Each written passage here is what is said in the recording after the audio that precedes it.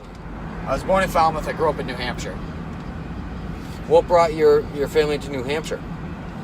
My mom and dad just wanted to move us up to the woods, basically, and grow up in the woods. So they were running from the feds? Running from the feds. That makes sense now. Maybe one of them. So we went up to New Hampshire, and I grew up there. I went to high school there. I went to a small high school. And then I moved right out of high school. I joined the Army, so I moved down to Georgia. I lived there for 3 years while I was in the Army. I got out. I met the mother of my daughter. We moved to Cape Cod together. I lived there for years, and now I found myself in Boston. I'm trying to move as close to St. Yotong as possible. I would rent the little room downstairs in the basement if I could. There you go. Okay, just renting it out. Something cheap. Just I will sleep in there. So that's my mission right now, is to just live and breathe fighting. Because I've wasted so much fucking time partying, and I don't do that anymore. Yeah. I've changed my ways. What type of influence were you on your younger sister? Or was she an influence on you? Because sometimes it works the opposite way. A little bit of both. So we're going to go right. So my younger sister, Bridget, I was pretty rough on her growing up.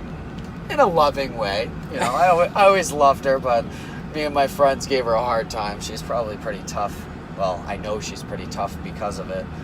And we always had a good relationship. We always had a close relationship. I think that when we were younger, she looked up to me in a lot of ways. I remember when we were really little, she wanted to shave her head like mine, because I always shaved my head. But now, I know that I continue to inspire her with what I'm doing with fighting, but she inspires me a lot. About 6 years ago now, she was in a serious car accident and paralyzed from the waist down. Oh, wow. Yeah. So she was just had finished her first semester of college. Wow. And she was in a car accident, and me and my father drove up to the hospital. That's like a day I'll never forget. And it was one of the worst days that I've ever had. So yeah, my sister was paralyzed from the waist down, and one of the most tragic things that I've ever had to witness. And it was one of those things that you go straight. You never think like that's gonna happen to me. Like I always heard about people getting paralyzed, like, and it didn't happen to me, but it happened to my family, and it's been very hard on our family. And the way she's dealt with it has inspired me tremendously. Sometimes I'm training and I'm like, oh, you're tired? Like, oh, your fucking legs hurt? Like your sister can't feel her legs. Like, you know what I mean? So she's sung the That's national literally anthem bring at it Cage home. Titans. You know, she's one of my inspirations. Sky is an awesome person, and we have a really good relationship now. We co-parent my daughter.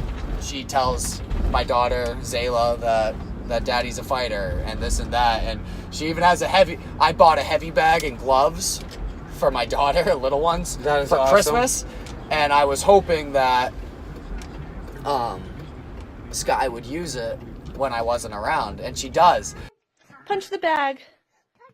She sent me a video when I was in Vegas, and it was my daughter punching the heavy bag, and she was like, Zayla May was a little feisty, so I pulled out the heavy bag and told her to punch it, which is awesome. It's inspiring. She's a big MMA fan, and like I said, we have a good relationship now. It's had its ups and downs when you go through a breakup like that, but we co-parent, and we just want the best for our daughter, which is awesome, and I think it's important, because not every situation ends like that. No, not at all. I've seen it. Follow us on Instagram, watch us on YouTube, check us out on Facebook, visit us on Twitter, and stay tuned.